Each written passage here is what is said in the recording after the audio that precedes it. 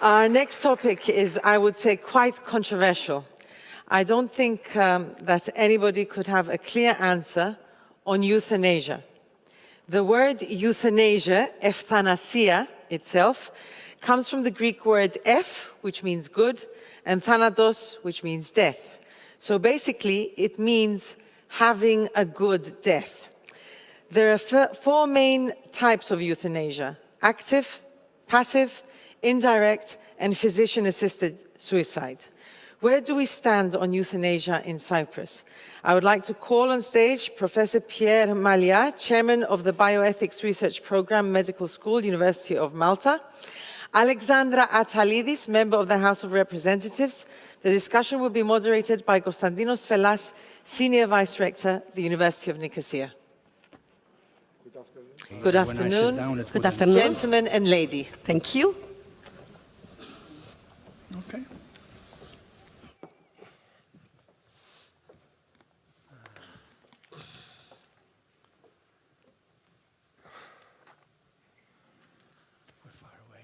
We keep a physical distance, maybe. Come close. No, I was instructed to sit here.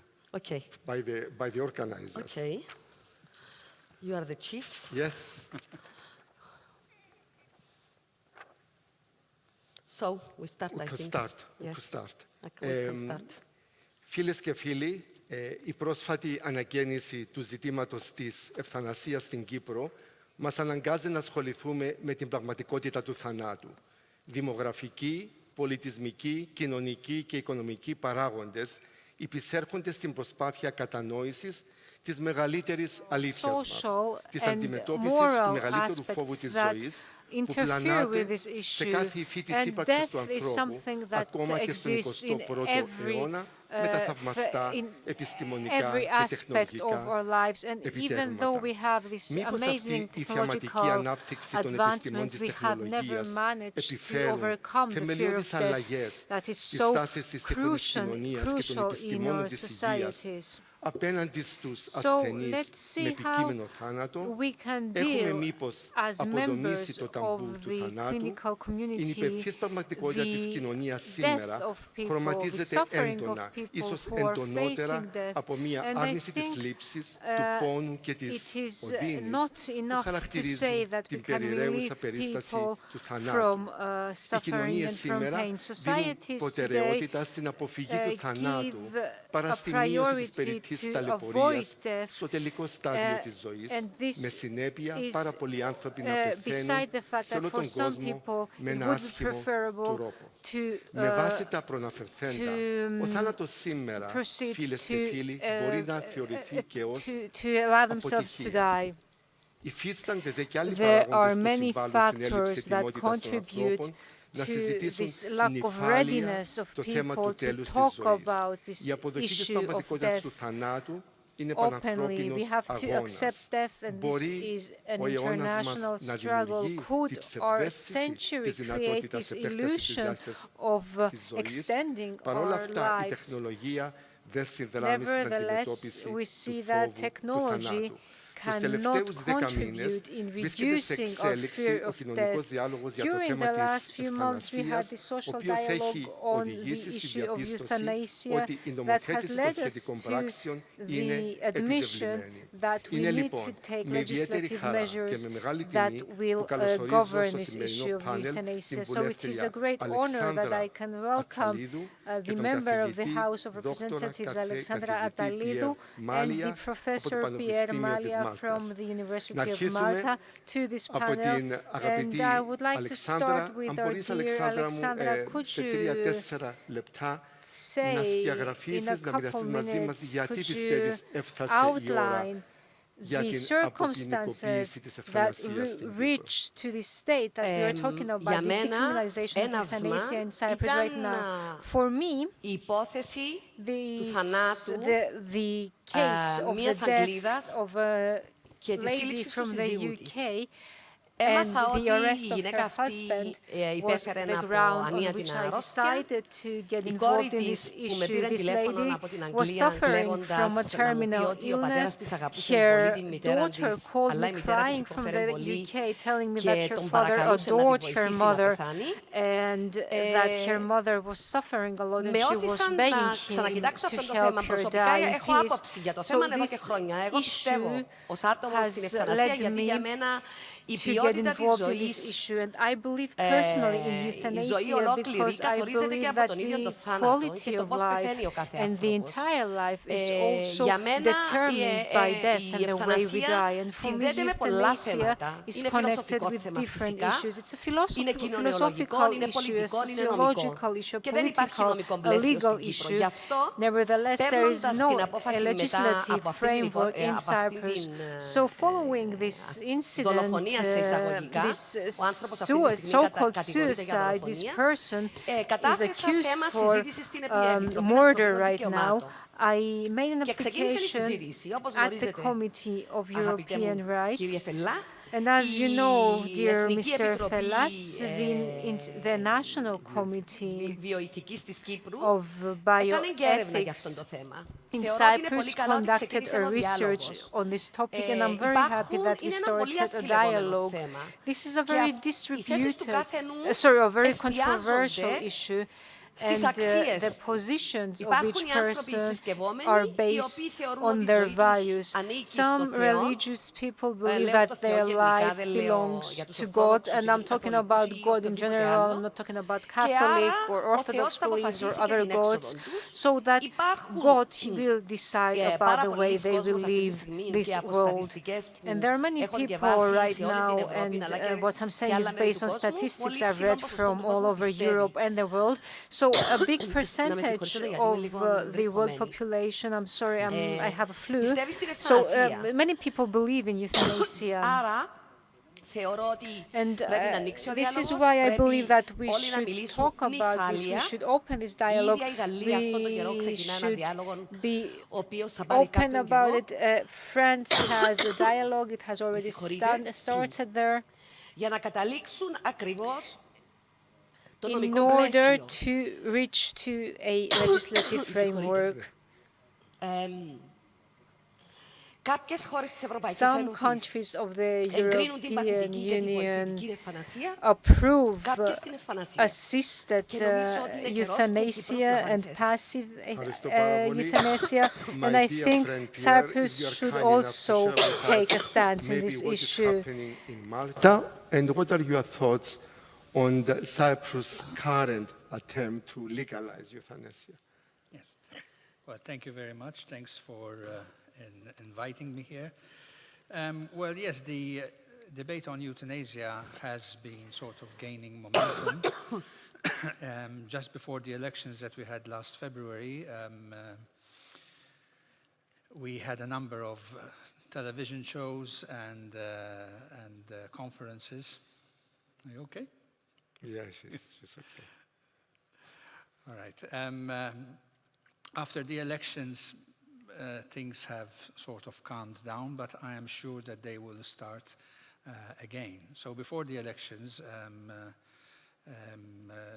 on the Bioethics Committee, we came out with a document for the government and the opposition, all right, in order to sort of give our, not opinion in favor or against euthanasia, but on how it should proceed. Unfortunately, I see that in many of these sensitive debates, people do not have all the information, and not enough is done to give them the information. So you have two extreme groups, you know, the very conservative, who perhaps do not want euthanasia, and the very liberal, who perhaps want euthanasia, who even they themselves might not understand each other well and not see the common ground that there is. Now, personally, my profession is a doctor, as a doctor, but I am a full-time now professor at University in Philosophy of Medicine, Bioethics, and patient rights, and so I spent a lot of time sort of trying to understand these problems. And trying to find the middle ground, sitting on the fence as it is not that easy, because until people get used to you, you get judged by both sides, okay? It is not trying to be neutral, it is trying to understand both sides, because deep down I come from a conservative family, and when I became a doctor, euthanasia was not even contemplated in the medical profession, that it ought to be done. It comes way back from the Greek times of the Hippocratic Oath. It's written down there, you know, those thousands of years back. And nowadays, and in fact, euthanasia, if you look at a dictionary which is about 100 years old, it simply means dying in one's death. Now it has changed to actually giving a lethal mixture to someone so that either you inject it or they can inject it in themselves. And of course, that is seen as direct killing. I think there are many things which are misunderstood. I appreciate that there are many people who would wish euthanasia if they come into a certain situation, if they are cornered, you know.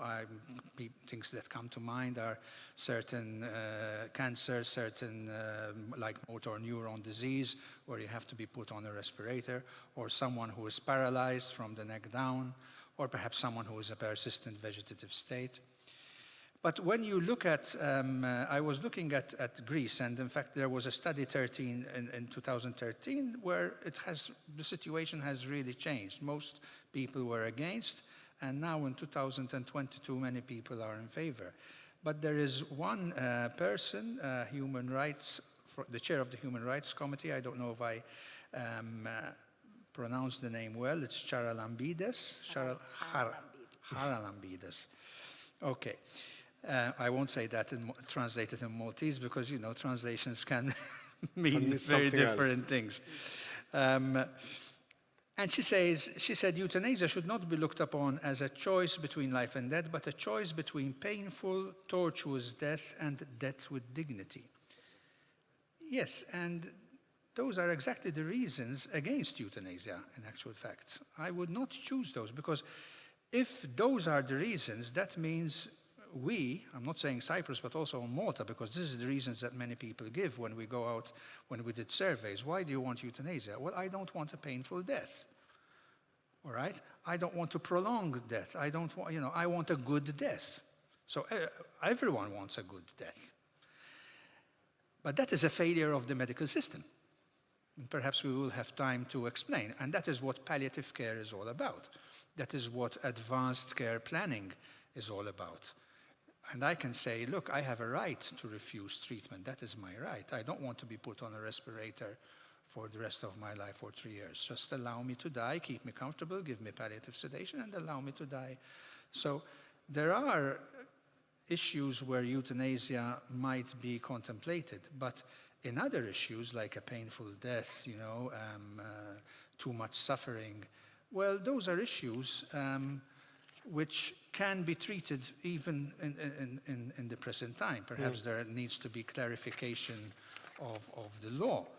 But they are giving someone morphine because they are very much in pain until they are okay, even if it shortens life by a few days, from a moral point of view, and in most Christian religions, I presume even the Orthodox, that is not seen as euthanasia. But the law has to make us secure that, you know, the relatives do not tell us, well, my father died because of your last dose of morphine. You know, that is to treat the pain. It's not to kill the patient. Okay.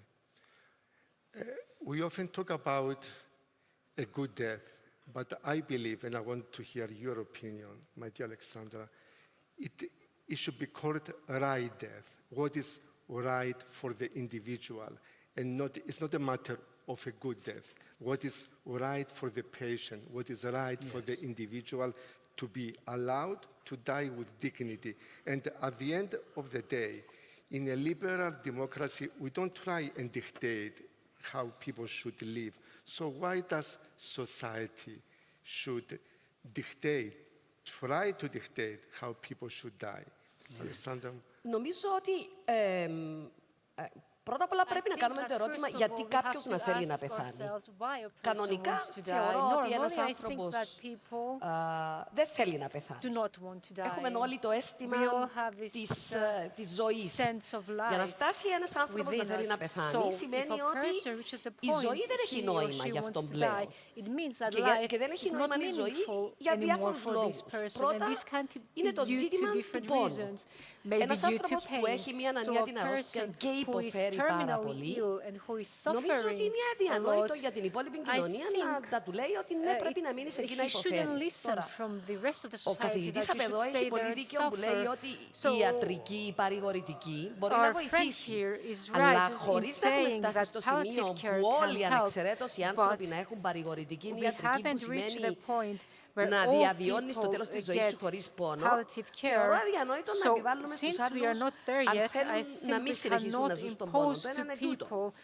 Υπάρχουν και άλλες περιπτώσεις και να σας αναφέρω τον Jean-Luc Godard, ο οποίος είναι ο σκηνοθέτης ο περίφημος ο Γάλλος, ο οποίος τελευταία ζούσε στην Ελβετία και αποφάσισε ότι ήθελε να τελειώσει τη ζωή του γιατί λέει δεν είχε νόημα πλέον η ζωή του. Γιατί του κάθε ανθρώπου η ζωή του έχει και ένα νόημα. Δηλαδή ένας άνθρωπος που κινείται, που κάνει αυτά που τον ευχαριστούν, που έχει φίλους και που ζει μια κανονικότητα, έχει ένα νόημα η ζωή του. Ένας άνθρωπος όμως που μπορεί να είναι μέσα στο κρεβάτι, μόνος του, στη μοναξιά του, για πάντα, μπορεί να μην έχει νόημα η ζωή του. Ή το άλλο, η αξιοπρέπεια. Αν το σώμα σου καταλήξει να είναι ένα σώμα το οποίο οι άλλοι χειρίζονται, καθαρίζουν, δεν μπορείς να ελέγξεις τις λειτουργίες τους. Αυτό έχει σχέση και με την αξιοπρέπεια, όπως την νιώθει ο καθένας. Εγώ θεωρώ ότι όπως δεν υπάρχει ο προσελκυσμός, απαγορεύεται δηλαδή να αναγκάσουν κάποιον να ανήκει σε μια θρησκεία, θεωρώ ότι δεν πρέπει να είναι απόφαση ολόκληρης της κοινωνίας με την έννοια της επιβολής της άποψης, ιδιαίτερα αν είναι θρησκευτική άποψη πάνω στους υπόλοιπους. Γι' αυτόν τον λόγο ξεκινήσαμε να το συζητούμε στην Βουλή. Γι' αυτόν τον λόγο θέλουμε να μπει νομοθετικό πλαίσιο. Γιατί σε τελική ανάλυση, αυτό που είπετε, μια δημοκρατία, μια φιλελεύθερη δημοκρατία βασίζεται πάνω στην ατομική ελευθερία και στην επιλογή. Γι' αυτόν τον λόγο, εγώ τουλάχιστον επειδή θεωρώ ότι αν κάποιος έχοντας πλήρη διάβγεια, έχοντας αυτό που λέμε την ικανότητα να σκεφτεί και να αποφασίσει, ζητήσει παραδείγματος χάρη, δεν θέλω να με επαναφέρετε στη ζωή, δεν θέλω να ζήσω αν μπω σε κόμμα, να με αφήσετε πάνω σε μηχανή ή σε περίπτωση που είναι ανίατη η αρρώστια μου και δεν υπάρχει επιστροφή, εξαντληθούν όλα τα ιατρικά αυτά, θέλω να τελειώνω εκεί. Εγώ το παίρνω και λίγο παρακάτω. Εγώ μπορώ να το κάνω αυτό γιατί αγαπώ πολύ την οικογένεια μου. Παραδείγματος χάρη, και θεωρώ ότι δεν είναι ανάγκη να υποστούν μήνες ολόκληρους αυτής της διαδικασίας. Θεωρώ ότι είναι αρκετά προσωπικό θέμα η έξοδος μας. Εν ελέγχουμε την είσοδο μας στη ζωή. Αποφασίζουν οι γονείς μας ή εν αποφασίζουν να γεννηθούμε. Αλλά τουλάχιστον θεωρώ ότι πρέπει να έχουμε έναν έλεγχο στην έξοδο μας. If we will come to this world or not, but I think we should be able to decide if we want to live and how. Okay, then I will say it in a hurry. I say that we cannot control our entry in life. I believe that we should at least control our exit. And the exit, I am saying it's about dignity. When I feel that I have no dignity, when my body is just a body that others handle, I cannot control the functions of my body. It needs to be clean, fed, everything by others, and there is no return. Okay, there is no return from that stage. And the medical science says that it's a terminal disease. I'm in pain. Then I believe that in a liberal democracy, when I have full control of my faculty and my mind, then I am entitled to the exit I want. And I can do this to spare my family also the pain and the trauma for months and months of painful departure this is my approach. Yeah.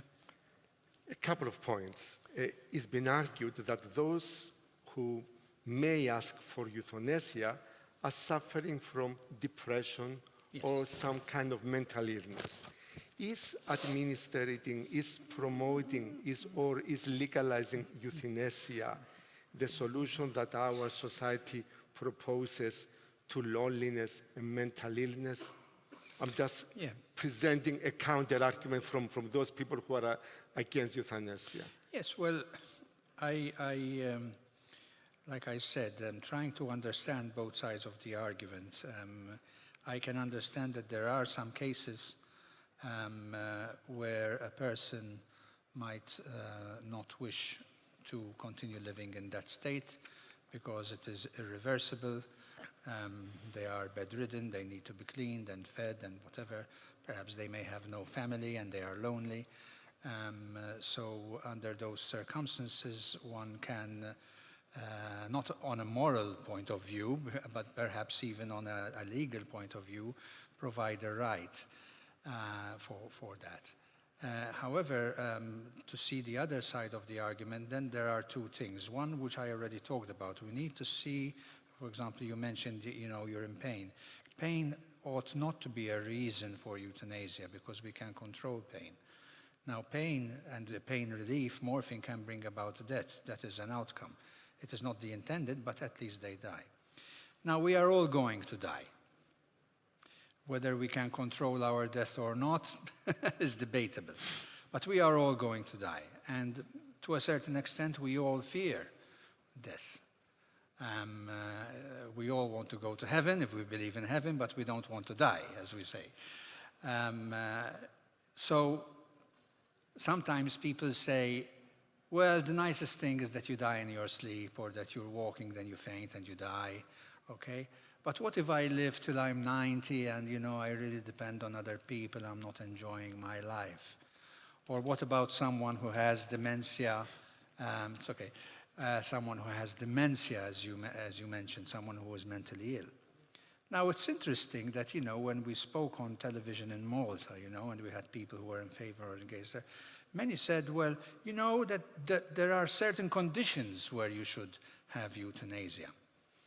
I mean, if you have a terminal illness or if that. Yeah. But someone who has depression, no. Well, I find that a problematic argument, because if we are speaking about rights, everyone should have a right. If we are speaking about whether I want to decide when to die, then everyone ought to decide when to die. So, but I agree that there have to be parameters, okay? So, like in Holland, they said someone who is terminally ill. Yeah. But then we have to remember that other things came in. They allowed someone with depression, with chronic depression, who was unable to be treated. I don't know if there is time. I wanted to mention something, however, the fact of dignity.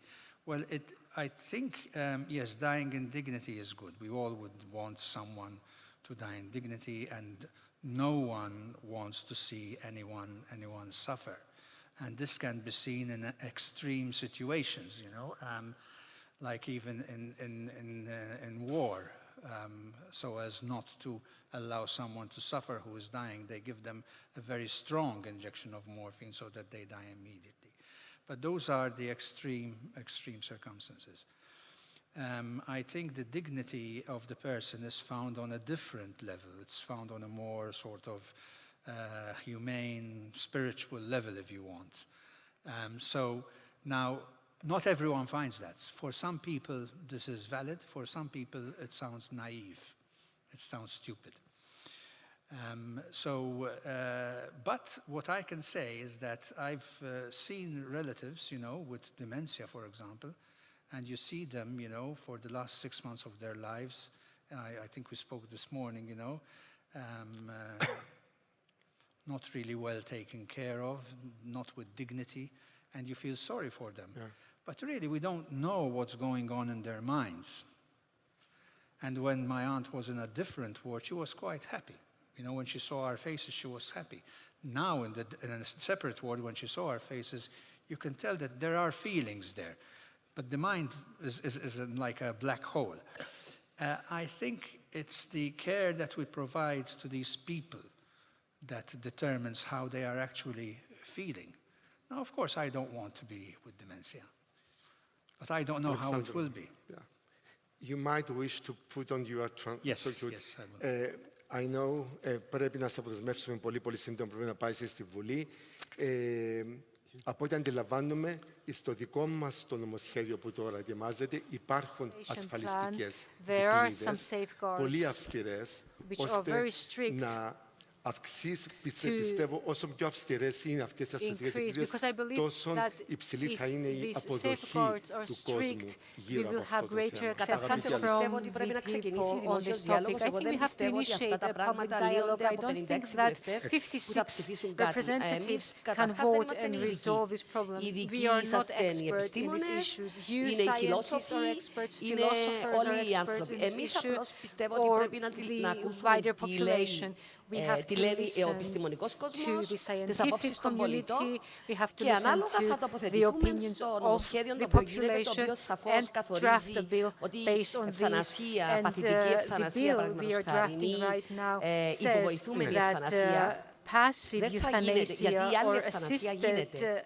Εδώ και πάρα πολλά χρόνια γίνεται ευθανασία από τους γιατρούς σε περιπτώσεις, όπως είπε και ο γιατρός εδώ, ότι μπορεί να δοθεί μια υπερβολική δόση φαρμάκου για να σταματήσει να υποφέρει και θα πεθάνει ο άρρωστος. Και ξέρω παράδειγμα από την οικογένεια δική μου, η γιαγιά μου, η οποία 46 χρονών πέθανε από καρκίνο, είχε φρικτούς πόνους και βασικά τους τελευταίους μήνες της ζωής της ήταν τόσο πάνω στην μορφήνη που δεν αντιλαμβανόταν τι γινόταν γύρω της. Και πέθανε, αλλά είχε φρικτούς πόνους. Και αυτό που το λέει η μητέρα μου, ότι πέθανε με φρικτούς πόνους. Αλλά έχω και ένα άλλο παράδειγμα. Ο παππούς μου, ο οποίος δεν αρρώστησε ποτέ στη ζωή του, έφτασε τα 96 του να πεθάνει. Και στα τελευταία στάδια της ζωής του, ενώ όταν μεγάλωσε όταν το ρωτήσε παππού τι κάνεις, μου έλεγε κουράστηκα. When we were asking him, how are you, he would say, I'm tired of living, I'm ready to live. So both of them were religious, they were not people who one would describe as liberal, they were both religious. Να υπάρχουν οι παράμετροι, να είναι αυστηρές, αλλά το κράτος που θέλει να επιβάλλει στους πολίτες του κάποια πράγματα θα πρέπει να είναι σε θέση όλους τους πολίτες να τους παρέχει στα γυρατιά τους ή στην αρρώστια τους αυτό που ονομάζουμε αξιοπρέπεια. Δηλαδή δεν μπορείς να πεις εσύ θα πεθάνεις μόνος σου, φτωχικά, χωρίς να έχεις τα φάρμακα που χρειάζεσαι, χωρίς να έχεις υποστήριξη για να μπορείς να αντιμετωπίσεις τη ζωή σου, ενώ ο άλλος που μπορεί να έχει και τα εισοδήματα και τα άλλα θα περάσει πολλά πιο εύκολα το τελευταίο στάδιο της ζωής του. Άρα, το κράτος όταν επιβάλλει πράγματα, τότε θα πρέπει να έρχεται και να φροντίζει ότι αυτοί που πονούν θα έχουν παρηγορητική ιατρική και αυτοί που είναι μόνοι τους θα έχουν φροντίδα. Άρα, κατά την άποψη μου και καταλήγω, ο διάλογος ανοίγει, οι πολίτες πρέπει να πούν τις απόψεις τους, πρέπει να τις καταθέσουν τις απόψεις τους και καλά είναι οι πολίτες να είναι ενημερωμένοι για το τι, για το θέμα και τι γίνεται και σε άλλες χώρες και ποιες χώρες κάνουν τι, να ξέρουν ότι θα είναι πολύ αυστηρό το νομοθετικό πλαίσιο. Δηλαδή κάποιος που έχει, ας το πούμε, κατάθλιψη, δεν θα μπορεί να κάνει ευθανασία, γιατί η κατάθλιψη σήμερα, δόξα τω Θεώ, τα Ζάναξ και δεν ξέρω τι άλλα φάρμακα υπάρχουν, μπορεί να βοηθήσουν σε μεγάλο βαθμό να υπάρχει καλή φροντίδα. Αλλά εκεί που δεν υπάρχει φροντίδα, μπορεί έναν άτομο να θέλει να πεθάνει επειδή έχει κατάθλιψη και δεν έχει νόημα η ζωή του. Άρα, διάλογος, ώστε να καταλήξουμε στο σωστό νομοθετικό πλαίσιο, ούτως ώστε να διατηρούν οι άνθρωποι την αξιοπρέπεια τους και να δικαιούνται να έχουμε αυτό που ονομάζουμε ευθανασία, που σημαίνει καλός θάνατος. Και να σας πω και κάτι, στην λειτουργία τη θρησκευτική, την Ορθόδοξη, αναφέρεται αυτό το πράγμα που λέει «Χριστιανά τα τέλη της ζωής μου, ανώδυνα». Ανώδυνα, λέει η Εκκλησία. Οπότε θεωρώ ότι μπορούμε να το κάνουμε. Ευχαριστούμε πάρα πολύ. Pierre, just for 1 minute, if you could just a closing. I'm sorry. Yes. Yes, Yes. Thank you. Well, I'm happy. For 1 minute for the closing. I'm sorry, we could talk for Yes, hours. I and can see wish- that there are 2 minutes left there Yes. on the wall. I'm glad that your honourable representative mentioned the public debate. And I think this is very important. Now, public debate costs a lot of money. And sometimes you have political parties in countries, I'm not saying here, I don't know your situation, that want to take advantage of a group which has a large lobby and therefore a large number of votes and give them what they want without any public debate. Now that is very dangerous because moral issues, when we speak about ethics, ethics is not only a feeling, it has to be backed by rational thought. And the rational thought comes from the information that I give you. Yeah. If I do not give you that information, then you cannot make an informed choice. And to make that informed choice, we need to reach not only the big NGOs and the big parties and the churches and the liberal, we need to reach the more marginalized people, the poorer people, the disadvantaged people, the disadvantaged the vulnerable people. And that costs money because you need to target them, you need to go to them, perhaps organize conferences in their environment in a way they can understand. Because at the end of the day, to conclude, we say, I have a right to this, like I have a right to life. Yes, of course, but I have also an obligation to live my life well. So, but rights do not fall from the sky, I mean, when I say I have a right, oh, what do you mean you have a right? You don't have a right yet, okay? Rights are given to us by the state, by the people, by the community. Now, some rights are universal rights, as the philosopher Immanuel Kant said. All around the world, we believe that killing is wrong, not for euthanasia. But in order for the community to give us that right, we have to see that the community understands. Otherwise, morality just becomes a matter of vote and a matter of statistics. Thank you so much. Φίλες και φίλοι, πολυδιάστατο, πολυθεματικό θέμα. Η διαδικασία του θανάτου πρέπει να γίνει κατανοητή ως μια σχεσιακή και πνευματική διαδικασία μάλλον, παρά ως απλώς ένα φυσιολογικό συμβάν και ως θέμα επιλογής στην αναζήτηση του σωστού θανάτου. Συμπερασματικά, μια ευρεία ανάλυση της ευθανασίας ως ερώτημα και ως επιλογή μπορεί να συνεισφέρει τα μέγιστα στην κατανόηση του θανάτου, επιτρέποντας μέσω της ενεργοποίησης της ατομικής υπόστασης της κοινότητας την αξιοποίηση του εναπομείναντος χρόνου της ζωής του ασθενούς με κριτήριο τη δική του αλήθεια. Σας ευχαριστώ.